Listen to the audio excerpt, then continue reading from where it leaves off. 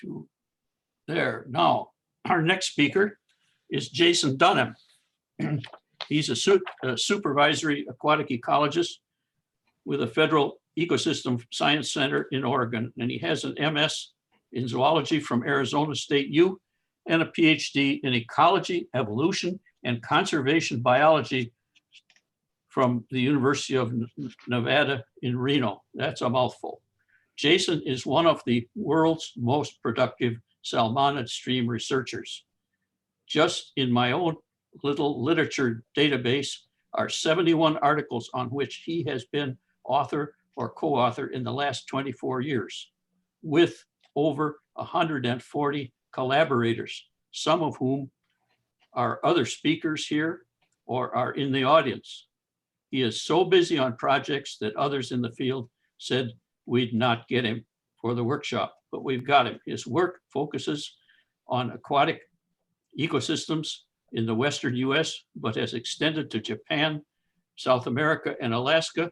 He's engaged, he has concentrated on applied fisheries ecology, but recently turned to address climate change, eco-hydrology, and efforts to better address social barriers to getting ecological science used.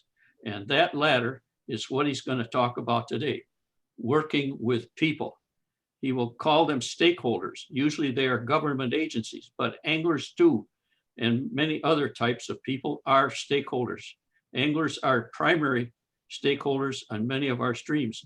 State agencies and groups like Trout Unlimited represent them in the sorts of decision-making that we'll hear about. A few years ago, after a 2-day workshop was over, one speaker, a physical scientist who has made tremendous contributions to improving stream restoration, told me he found something strange. It was that people at the workshop in Wisconsin are so concerned about recreational fishing. He thought that was odd. Well, he sure didn't know who the main stakeholders on trout streams are. Well, Jason's talk is especially appropriate because our Zoom audience includes personnel from many agencies which are involved in decision-making, at least 2 or 3 agencies within DNR, plus US Forest Service, NRCS, county bureaus, municipal offices, and so on, as well as NGOs. And again, recordings will be available for reviewing the complex matter that you are going to hear. So take it away, Jason. Hey everybody, my name is Jason Dunham. I'm an aquatic ecologist with US Geological Survey located in Corvallis, Oregon. I work with the Forest and Rangeland Ecosystem Science Center. I want to thank Dr. White for inviting me to give this presentation and thank all of you for listening today. I'm going to talk about working with people to create and apply science. When I started my career as a graduate student studying trout out in the nether regions of the Great Basin, my expectation was this: the more knowledge we have, the more capability we're going to have to resolve issues. Of course, over time, as my time series got a little bit longer, I realized that there was sort of a big divergence in terms of what really happens and what I would expect to see as an ecologist. The relationship between issue resolution and accumulation of ecological knowledge is far from linear. And the thing that explains this divergence is social barriers. So this was my midlife reality check, and it prompted me to sort of think more about how to close the gap here between these two lines.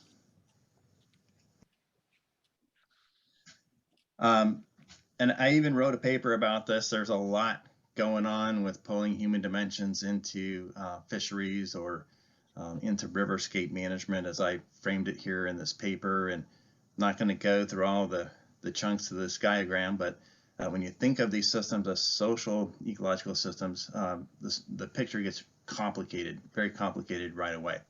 And I'm not going to drag you through all of that today, and I can't claim to know it all myself. Nobody does. What I am going to do today is focus on one topic, and that is the topic of actionable science. You see this all the time. What does it mean?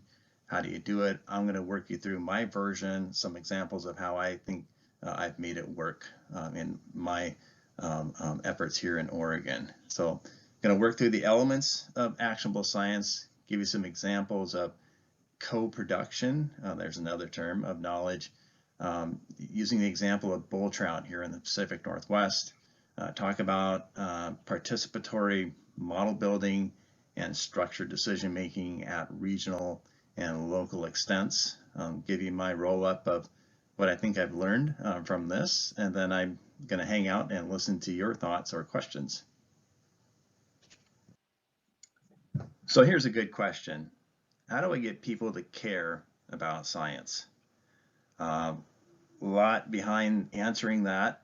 One great paper to start with is this paper by David Cash and others, published in 2003 in PNAS. And in this particular paper, they outline the three essential pieces to actionable science, at least as I see it.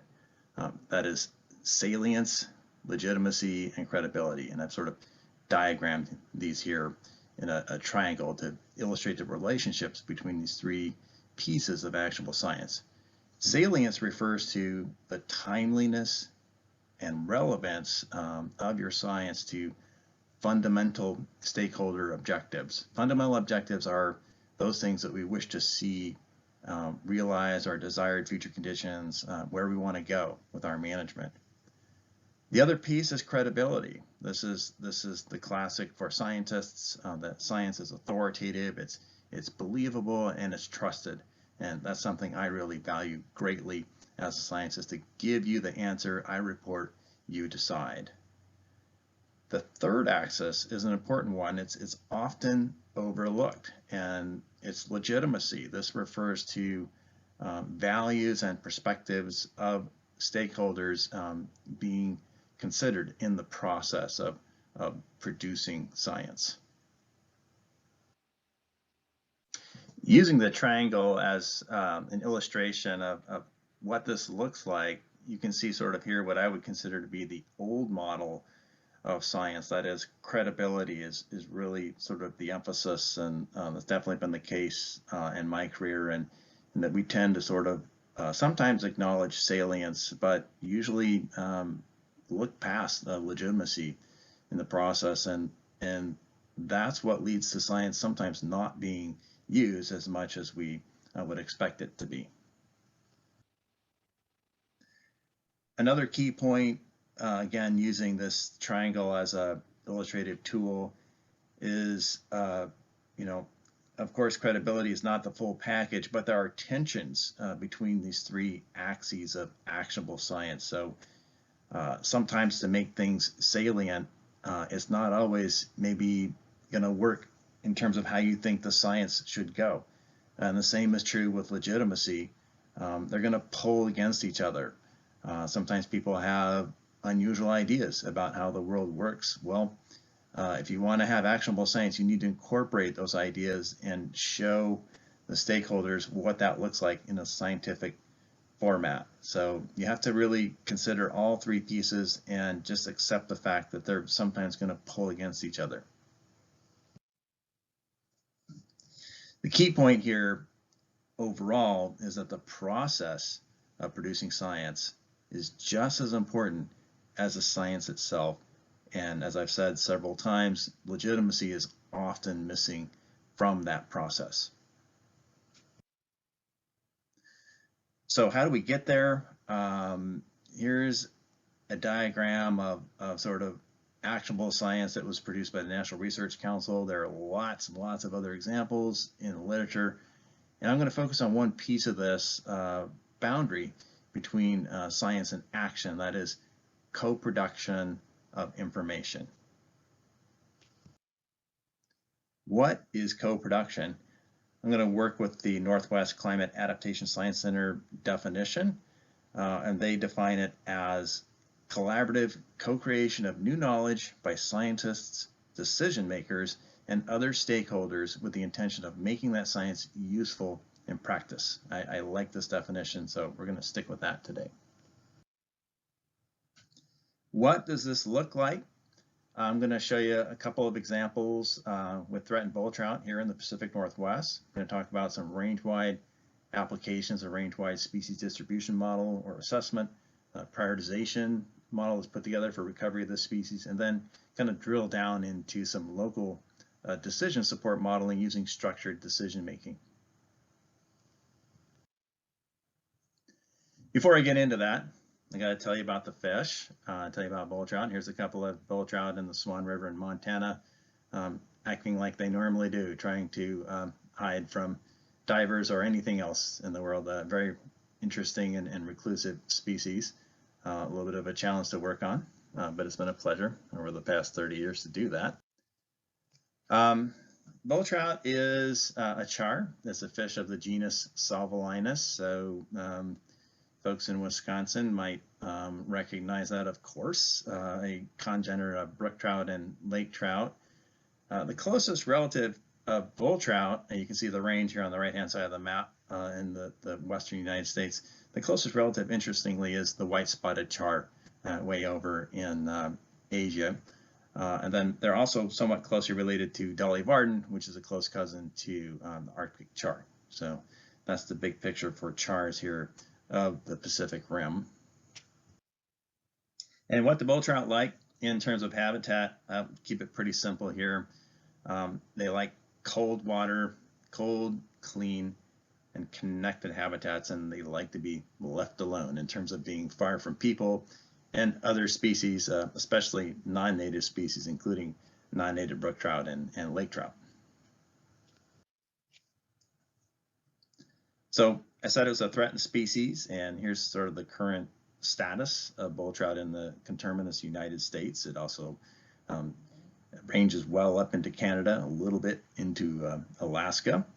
It was originally petitioned for Endangered Species Act ESA listing in 1992, listed as a threatened species in different chunks of its range in 1998, 1999, and then there was critical habitat designated in 2010, and this is a big deal. 19,000 stream miles, 750 miles of marine shoreline, almost 500,000 acres of lakes and reservoirs, and there's a recovery plan that was released in 2015 that covers all this geography. So bull trout really affects decisions that people make across a very, very broad geography here in the western United States. So getting back to the triangle, here's my progress from roughly the 1990s up to about 5 or 6 years ago, what I thought I was contributing to bull trout and recovery of the species, understanding it scientifically. In terms of salience, I did assist in developing species recovery plans, monitoring protocols, a lot of sort of tools that folks can use, and of course, produce a lot of science and publish that in peer-reviewed journals, as well as peer-reviewed data releases to provide that credibility. But like most ecologists, what was missing in my actionable science package was legitimacy, which I'm going to get to next in this presentation. So the first topic here is co-production. This is our pathway to legitimacy. Co-production at a regional extent. I'm going to highlight 2 actionable science products. One is a new species distribution model for bull trout. We've termed this the Bull Trout Vulnerability Assessment, or BTVA. And then I'm going to move from that to just briefly show you a decision model that stakeholders here in the state of Oregon have put together to guide investments in bull trout recovery across the geography of the state. Remember, bull trout is widely distributed, and it's difficult to make decisions about where you're going to get the best bang for your buck. So what I'm talking about here is not only new data, but new models that stakeholders have worked together here to create. So what is the Bull Trout Vulnerability Assessment? It's basically a species distribution model for bull trout that accounts for threats that are posed by climate-related factors. Remember I said cold water is important, so stream temperatures, also stream discharge, particularly winter flooding is important for bull trout. That's something that we're seeing more of as we lose our snowpack here in this region and sort of move towards rain-dominated hydrographs, non-native species like I mentioned, and habitat fragmentation. These models are often patch-based. I'll show you a picture of what that looks like, but the size and connectivity of cold water patches is a primary driver of the persistence of the species across the landscape. And this newer version of the BTVA builds on earlier models. There's been a lot of work on bull trout dating back to the mid-1990s, some of the original work by Bruce Riemann and Jack McIntyre and myself and Bruce, and then many others since have sort of continuously improved these models. So I said these models are patch-based. What does that look like? Here's a map, an old map of the Boise River Basin in southwest Idaho. The green sort of highlighted stream networks here are patches of water that is cold enough to support spawning and early rearing of bull trout. Then you can see some of the grayed out patches. Those are places where bull trout have been looked for but not found. So we call those absent. You could also say not detected, might be a little bit more accurate. And then there's a few other polygons here that are a little more difficult to see, where no one had a chance to get out and sample for bull trout in those patches. And a patch is defined by sufficient flow, cold enough to support the species, and then in some cases barriers like waterfalls or dams that may be impassable and sort of split up the landscape. We attribute these patches with their size, length of stream or area of the watershed, connectivity, how close are they to other patches or migratory destinations, winter floods, spawning temperatures, roads, non-native fish, and disturbances like wildfire. All these things can be useful in predicting what patches are occupied or not across the landscape. So we have a long history of models of bull trout presence, bull trout vulnerability assessments. We wanted to conduct a new one for the state of Oregon. And one of the limiting factors that we usually run into is questions about where does the species occur across the landscape, and where are those other non-natives that can be very important in terms of determining their presence. So brook trout in particular, and also brown trout. And then questions about detectability. We know that people who are in local working groups, and there are 12 of these distributed across the state of Oregon, they oversee 25 core areas, which is the basic conservation unit for recovery of these species. Within those core areas, there's 987 unique patches.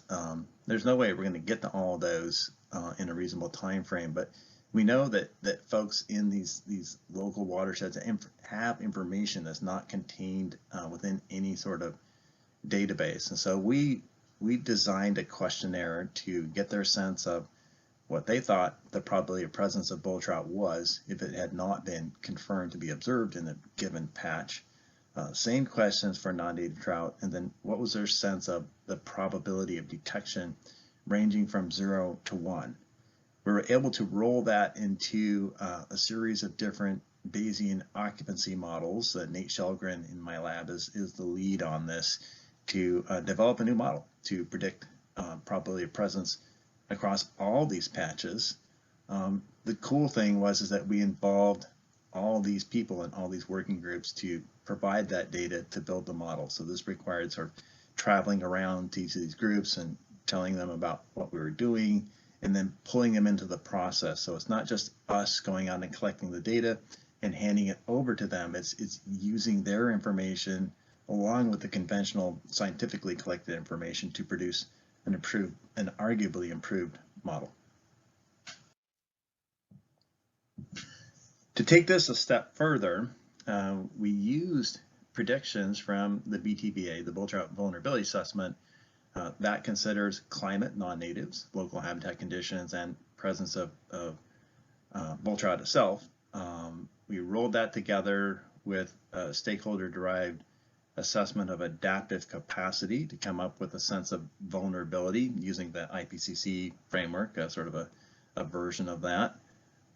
That combined with local threats that folks also track in those local working groups to produce a measure of conservation risk.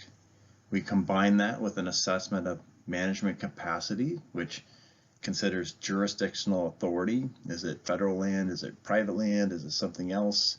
And then the cost. sort of an estimated relative cost of doing something for recovery to determine management capacity. You put those together, and we came up with a scoring system essentially for looking at recovery investments across these core areas in the state of Oregon. This was all assembled using a Bayesian network, thus the abbreviation BN model. Pretty simple, actually. And we worked with all of the different agencies again, Fish and Wildlife Service, the Forest Service, Oregon Department of Fish and Wildlife, and USGS to assemble this model to co-produce it with the stakeholders involved in recovery. The way this model worked was it ended up assigning lower priorities to core areas where bull trout were at low risk or at high risk. We reasoned that at low risk, just leave it as it is, not as much opportunity to improve the situation there because it's already good. For high risk, that could require quite a bit of investment for not a lot of return. And then in the middle, we have these higher priorities where with a little bit of extra help, maybe those populations could be on the road to recovery.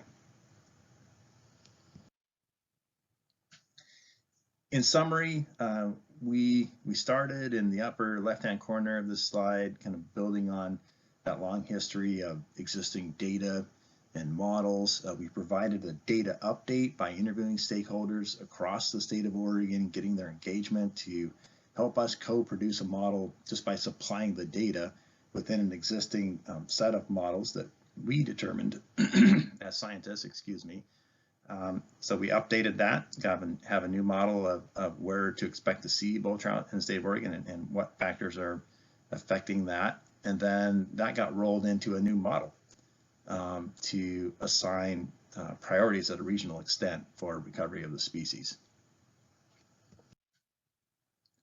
And this was embodied in a formal collaboration between the four agencies I mentioned, the state of Oregon through ODFW, Fish and Wildlife Service, the Forest Service, and U.S. Geological Survey. So there was kind of a formal document associated with this as well, which helps in sort of keeping this effort visible at the administrative level.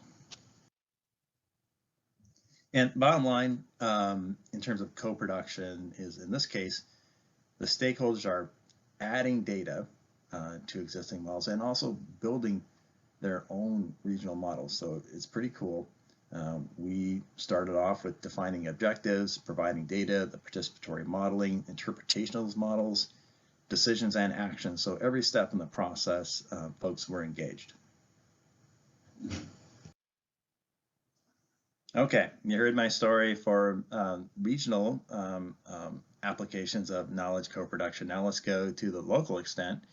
Here I'm going to focus on structured decision making, and most of this work is going on within a core area. So looking at decisions involving local populations within a fairly limited extent. And what we've done a lot of work on in this region is reintroductions of bull trout. Remember, fragmentation is a big reason for its imperilment, and one way to reduce that is to get that species established across a greater proportion of the landscape. We started this in the Clackamas River. We published some papers on that about 10 years ago. The Clackamas River is a tributary to the Willamette River near Portland, Oregon, and you can see the team there, myself on the left-hand side, but also folks from Fish and Wildlife Service, Forest Service, and ODFW, again, all working together to get that Clackamas reintroduction going. I'm going to talk about a different example today, a little bit more recent, in the lower Pend Oreille River in northeast Washington State. What is structured decision making? Some different definitions of that. I like this one because it's pretty short and simple. It's a formal application of common sense for situations that are too complex for the informal use of common sense. And what you see here on this slide is sort of a network diagram of all the things that need to sort of fall into place for this bull trout reintroduction in the Pend Oreille River that we recently considered in this publication. So all this stuff is common sense, but when you put it all together, it's not just an influence diagram, it's a horrendogram. There's no way folks can do this in their head. We need a model to help us kind of work through this. So an overview of the steps that are involved with structured decision making.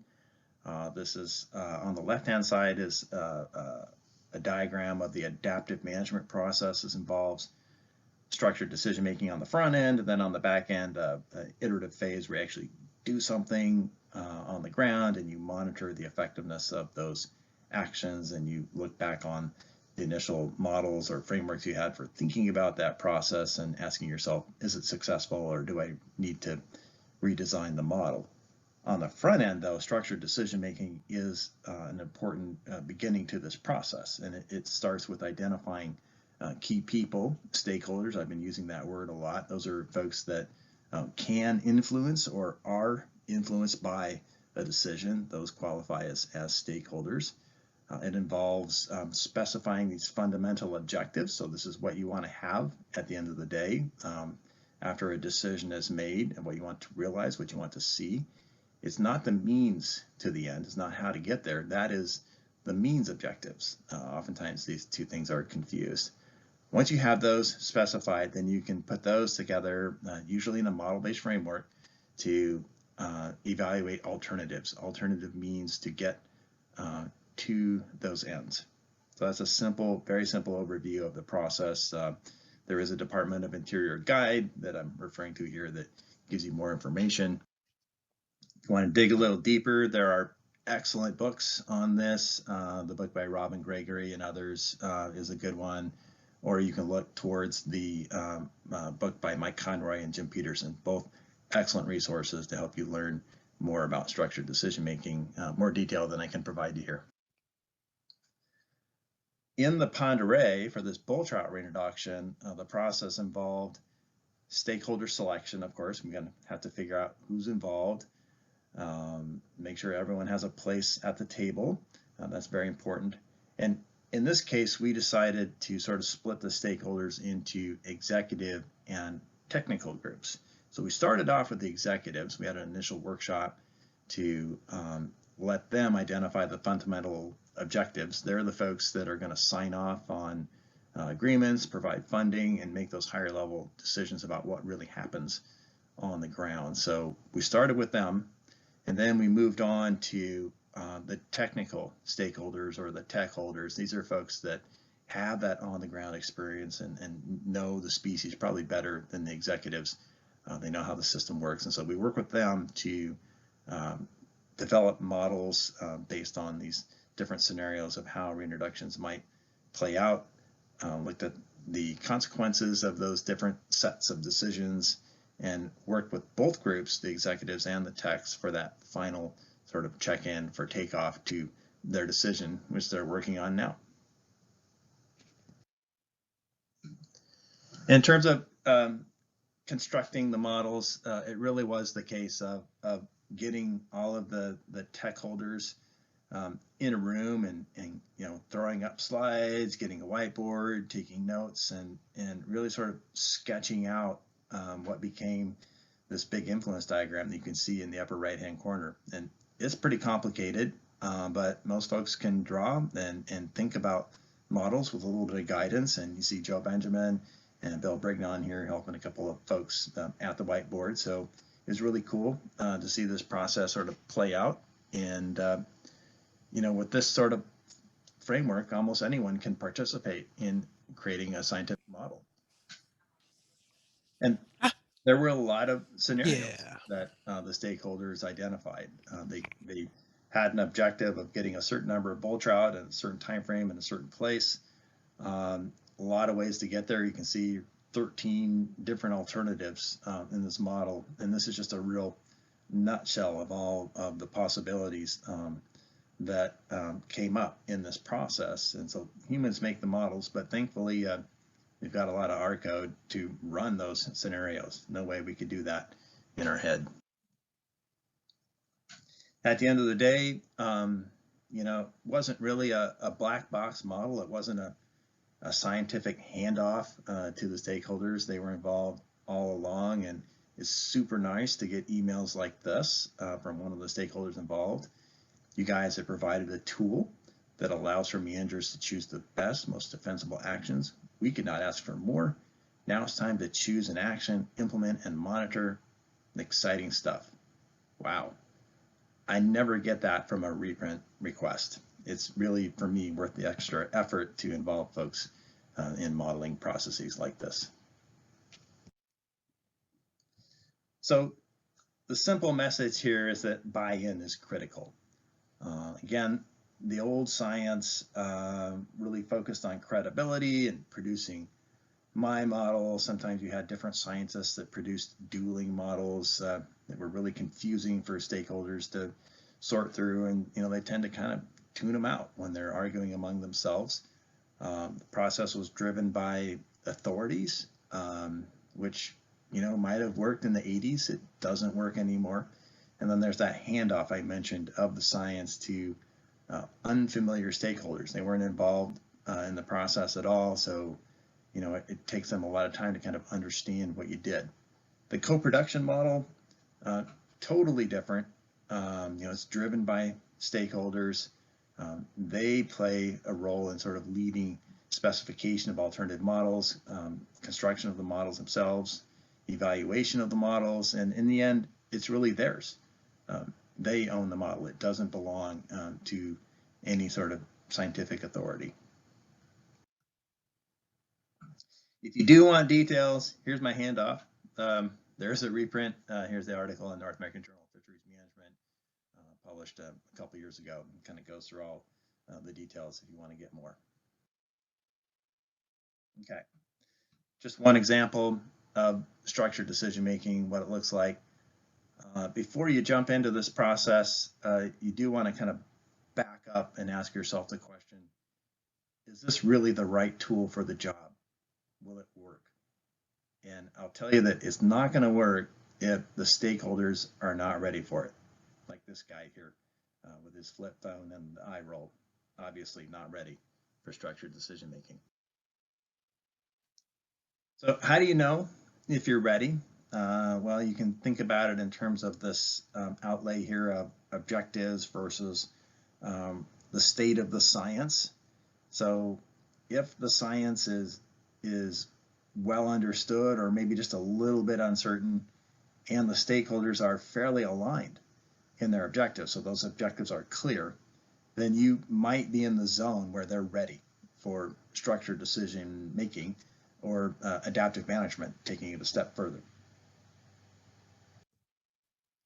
There are also, though, lots of cases where you know the science is disputed or things are so unclear that we're not ready yet to make decisions. We're not even ready to put any kind of information together for that, and so that's a case where some joint fact-finding is really of the order.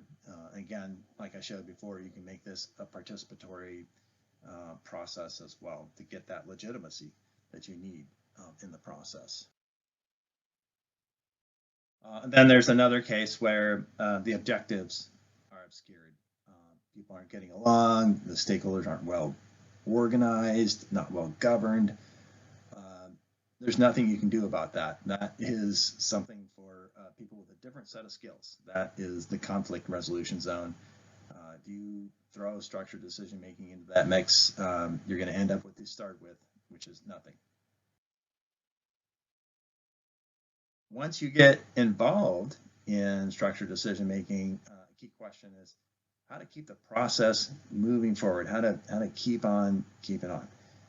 And a lot of things to think about here. It's a great paper on greater sage grouse by Lori and Dalton, looking at factors influencing success among collaborative sage grouse management groups. Very similar, I think, to the case for bull trout or other situations where you've got different working groups. And the key factors I identified were facilitation, participation, early group success, greater local authority, so stakeholders felt like the decisions they made were the ones that were going to be made, and they weren't going to be having the rug pulled out from them from someone else who's not involved in the process. And of course, good science, right? That's always an essential part of this. Okay, one of the important factors for keeping things moving in the structured decision-making process is facilitation. This is a diagram from this book by Sam Kainer. That's a useful reference if you're looking for one. When we start off with meetings, any kind of meeting, you know, it's kind of business as usual. Everyone's sort of getting along and catching up on what they did over the weekend and whatnot. When you start throwing ideas against the wall, what you notice almost inevitably is that there's some divergence among folks in the room. And that sort of spirals into maybe a little bit of frustration, maybe a little confusion. And you get into what facilitators call the groan zone, where you're wondering, wow, how am I ever going to resolve this? And so they are trained, it's their job to work the group into some degree of convergence within a reasonable time frame and sort of get the closure. So I know we've all experienced that, but this is why having some level of facilitation, it doesn't necessarily need to be a professional facilitator, but to realize that you're going to go through this process every time, and eventually you need to work it to some level of convergence for ideas. For example, identifying a small feasible set of fundamental objectives in structured decision making. Another important thing that I've kind of learned in practice is to throw out some breadcrumbs. Celebrate your successes early and often.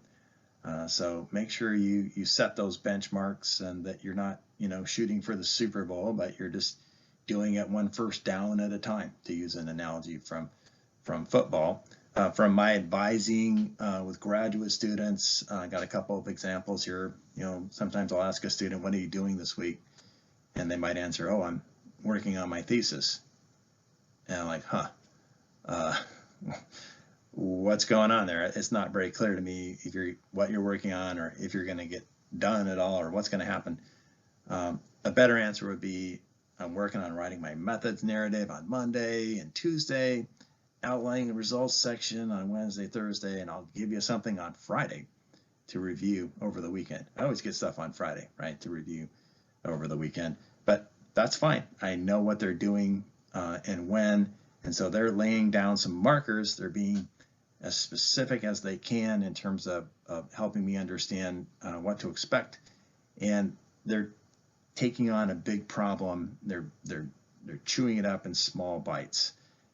This is especially critical for virtual meetings, which we're finding ourselves in almost all the time these days. And if you want more good advice on this, you can look at this book by Paul Sylvia, How to Write a Lot. Another great one called Atomic Habits, which sort of espouses this ethic of small bites and celebrating your success early and often. Okay, last words on co-production. Again, I want to emphasize it's really important to embrace what I call the triangle and give equal weight to these three components of actionable science. So salience, credibility, and importantly, legitimacy, which I've been harping on throughout the entire lecture here. Check out that paper by David Cash in PNAS. You won't regret it. There's so much more in there that I couldn't cover today. Second sort of thought is you need to get out of your comfort zone. You know, we'd all rather be alone in waders, being that fish hero that I was earlier in my career. And the reality is we have to work with people. You know, we have to engage. And if you're not comfortable with that, get help. You know, if you feel like you need help, get it. And there are people out there that are extremely good at working with others, and it's a great investment. Another bit of advice from my own experience is don't expect this to work every time. You know, the Ponderea was a great example. We've worked in other watersheds where stakeholders were not ready. And we're like, see you later. We'll come back when you're ready, or maybe never. It doesn't always work. The other thing is mistakes are going to happen, and you have to be ready to sort of learn and adapt on the fly and take those lessons with you for the next time around. You get better at it every time. And if I'm going to leave you with one message here, buy-in is everything. That's what legitimacy is all about, and that's how you get people to use your science. And actually, in a lot of cases, make your science better, because these folks have a lot to offer, and getting them in the room and getting them involved in providing data, helping to create the models, interpret the outputs, is really a great experience. Okay, that's all I have to say. I think I'm right about at 40 minutes. So I think we're going to stop the recording here, and I'm going to listen to your thoughts, try to answer your questions. And there's my email if you want to track me down later on. Thank you very much. All right, and we are back live. Apologies for some of the audio clipping out there. That was part of a microphone issue maybe. But Jason is here to clarify anything. If there's a specific question you had for him or something you wanted to reflect on based on this presentation, now's a good time to ask. I'm going to stop sharing that screen. Oh, we're seeing Ray's screen.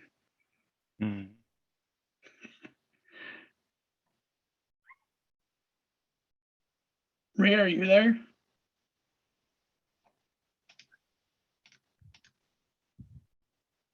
I'm asking Ray to unmute. There we go. Okay, yeah. Anyway, these are the references from Jason's talk, and we can leave today's session with these good words again. But if anybody has questions for Jason, please chime in. That was just wonderful, very important stuff. Again, it's working with people, not directly with the streams, and that's a challenge for almost all of us in the field, a tremendous challenge. So that's sure is important what you've given us here, and there was so much there that we're all just going to have to go back and review it in the recording in order to get it all. Jason, I have a question for you actually from Stevens Point in Wisconsin, and thinking actually about Rebecca's presentation as well. Here in Wisconsin, we really try to leverage citizen volunteers for a whole range of different things. But for example, we have hundreds of citizens who are trained in stream water quality monitoring, and they conduct probably as much water quality data collection as the DNR and other agencies. Those same folks are out there doing invasive species detection work. Is the context just different in the West, that there just aren't enough people around to help out as volunteers to help carry out this work? Or how would you describe sort of the demographic context that you're working in? That's a good question. We do have some, full-on citizen science going on, but in my awareness of it, it's not as intensive as what you're mentioning there in Wisconsin. That's pretty cool. I'm a little bit envious. We have put together some programs for sort of agency-based crowdsourcing of information, so feature mapping, like stream mapping and mapping of roads and culverts, that kind of stuff. So we do get a lot more folks involved who are in land management agencies. We've got so much more public land out here, so they play a much bigger role than private citizens. Just a different situation, but that's been pretty successful, and I think that's kind of an emerging opportunity to learn more. That's relevant for stream restoration, and especially that big scale prioritization, and thinking about passive management that Becky was talking about. Thanks. And I'll invite anybody who wants to unmute and ask a question. Go ahead and have at it. While we're waiting for that, I want to thank everybody for sticking with us, and particularly there is a listener, a viewer from Europe who's been with us the whole time and is still there. And where she is, it is 4 o'clock in the morning. So that's tremendous. Real dedication. Thank you very much. Thank you.